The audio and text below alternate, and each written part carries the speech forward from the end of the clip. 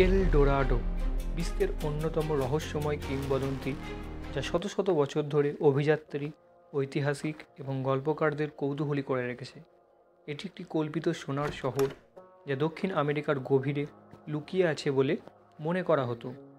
ষোড়শ ও সপ্তদশ শতকে ইউরোপীয় অভিযাত্রীরা এই অমূল্য নগরীর সন্ধানে বিপজ্জনক অভিযানে বের হয়েছিল, কিন্তু কেউই এটি খুঁজে পায়নি।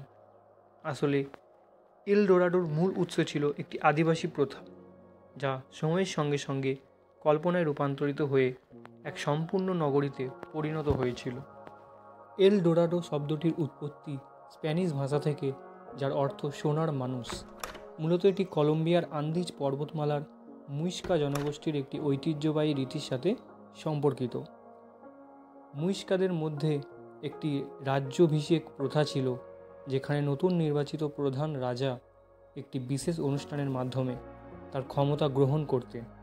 এই অনুষ্ঠানে রাজা সম্পূর্ণ নগ্ন হয়ে নিজের শরীরে সূক্ষ্ম সোনার গুঁড়ো মাখতেন এবং জহরত ও স্বর্ণমুদ্রায় পরিপূর্ণ এক বিশাল জাহাজে উঠে হ্রদে যেতেন।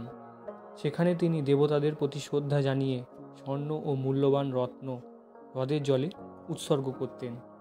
স্প্যানিশরা যখন প্রথম এই কাহিনী শোনে, তখন তারা এটিকে ভুলভাবে বোঝে এবং বিশ্বাস করতে শুরু করে যে এটি কেবল একজন সোনার রাজা নয়, বরং এটি সম্পূর্ণ সোনায় মোড়া শহর বা রাজ্য।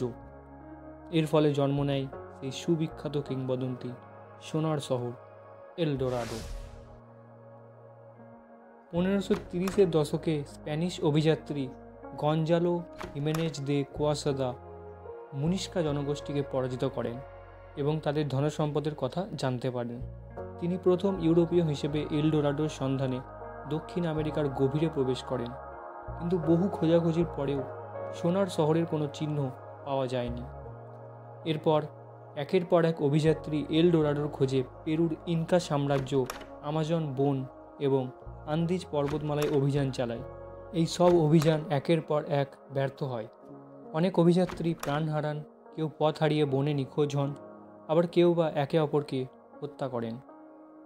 কালের পরিক্রমায় ইতিহাসবিদরা বুঝতে পারেন যে এল ডোরাডো আসলে একটি পৌরাণিক কাহিনী, কিন্তু ততদিনে এটি ইউরোপীয়দের কল্পনায় গভীরভাবে গেঁথে গিয়েছিল।